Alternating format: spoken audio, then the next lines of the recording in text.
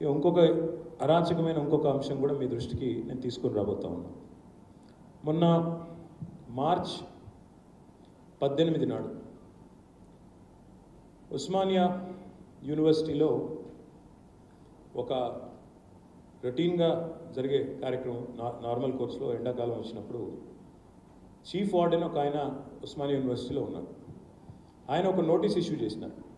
అందులో ఏం చెప్పారంటే స్పష్టంగా, నెల రోజుల పాటు హాస్టల్స్ అన్నీ మూసేస్తున్నాము, మెస్సులు కూడా మూసేస్తున్నాము, ఎందుకంటే తీవ్రమైన మంచినీటి కొరత, విద్యుత్ సమస్య ఉంది, కాబట్టి విద్యార్థులు సహకరించండి, మీరు హాస్టళ్ళు ఖాళీ చేయండి అంటూ మరి ఒక నోటీస్ ఇవ్వడం జరిగింది.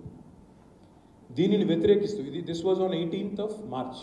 మొత్తం మీకు ఇస్తాను డీటెయిల్స్, మీరు చూసుకోవచ్చు. I will furnish copies to all of you. దీన్ని వ్యతిరేకిస్తూ విద్యార్థులు, విద్యార్థినులు, అమ్మాయిలు, అబ్బాయిలు అందరూ కూడా అక్కడ ఉస్మానియా యూనివర్సిటీలో ఉద్యమించారు, బయటకు వచ్చినారు, తమ గళాన్ని బలంగా వినిపించారు.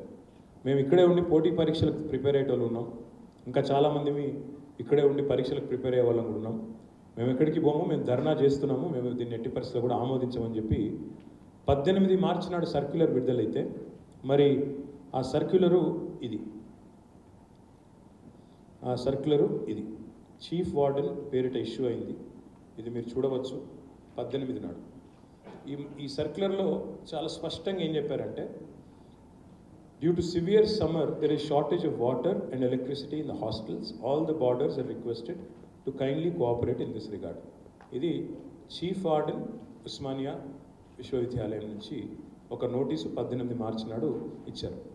దీన్ని నిరసిస్తూ పిల్లలు ధర్నాలకు దిగిన తర్వాత దాదాపు 11 రోజుల తర్వాత మా పార్టీ అధ్యక్షులు పెద్దలు కేసీఆర్ గారు, ఎందుకంటే ఇదంతా కూడా మళ్ళీ వెలుగులోకి మీడియా ద్వారానే వచ్చింది, కేసీఆర్ గారు తన సోషల్ మీడియా అకౌంట్ ద్వారా, తన ట్విట్టర్ అకౌంట్ ద్వారా అదే సర్క్యులర్ని, ఆ పిల్లల ఆందోళనని ట్యాగ్ చేస్తూ ఉస్మానియాలో కూడా మరి తీవ్రమైన మంచినీటి కొరత ఉంది, తీవ్రమైన విద్యుత్ కొరత ఉంది, అందుకే హాస్టళ్ళు మూసేసినారని చెప్పి సర్క్యులర్ని జత చేసి ఆ పిల్లల ఆందోళన ఫోటో కూడా పెట్టి ఈ రకంగా జరుగుతున్నది.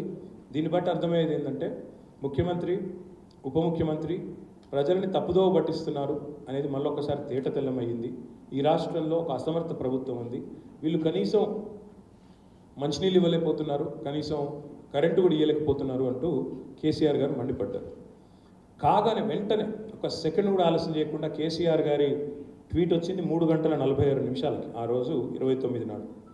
రాగానే పాపం ఆ వార్డెన్ గారి మీద ఒక షోకాజ్ నోటీసు, చాలా విచిత్రమైన షోకాజ్ నోటీసు ఎక్కడి నుంచి వచ్చిందంటే, ఆఫీస్ ఆఫ్ ద చీఫ్ వార్డెన్కి ఎక్కడి నుంచి పోయినారంటే రిజిస్ట్రార్ నుంచి చీఫ్ వార్డెన్కి నోటీస్ పంపారు. ఏమని? As such there is no shortage that exist within university premises అని చెప్పి ఒక నోటీసు వెంటనే ఇచ్చారు. అదే రోజు 29 నాడు అటు కేసీఆర్ గారు పెట్టడం ఆలస్యం, 3 గంటల 46 నిమిషాలకి ఆగమేఘాల మీద పయనించి ఎవరు ఆదేశిస్తే ఉస్మానియా చీఫ్ వార్డెన్కి పాపం రిజిస్ట్రార్ నుంచి ఎందుకు ఇచ్చినావు నువ్వు నోటీస్ అని చెప్పి క్లారిఫికేషన్ ఇవ్వండి అని చెప్పి రిజిస్ట్రార్ నుంచి ఒక నోటీస్ ఇచ్చారు. ప్యారలల్గా ఏం చేసినారు, ఇంకా విచిత్రంగా SPDCL అక్కడి నుంచి ఇంకొక నోటీస్ పాపం. కానీ వీళ్ళు ఎంత అజ్ఞానులు అంటే, ఈ ప్రభుత్వాన్ని నడుపుతున్న వాళ్ళు, ఉస్మానియాకి వీసీ ఉంటాడు, వీసీ అంటే వైస్ ఛాన్సలర్, వైస్ చైర్మన్ కాదు.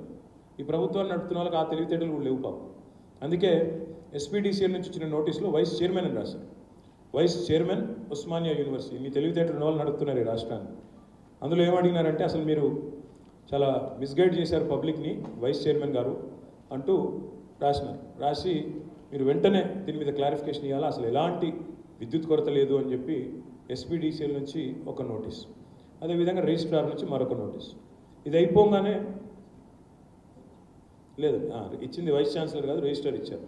ఆ తర్వాత తెల్లారి ముఖ్యమంత్రి రేవంత్ రెడ్డి, SPDCL నోటీస్ పోతుంది, వెంటనే రిజిస్ట్రార్ నుంచి ఉస్మానియా యూనివర్సిటీ నుంచి పోతుంది.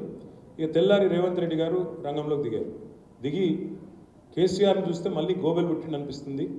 2023 మేలో కూడా కేసీఆర్ ముఖ్యమంత్రి ఉన్నప్పుడు ఆ రోజు కూడా ఇట్లాగే నోటీస్ ఇచ్చిండ్రు, అందులో కూడా విద్యుత్తు నీతి కొరతల గురించి ప్రస్తావించిండ్రు అనుకుంటా.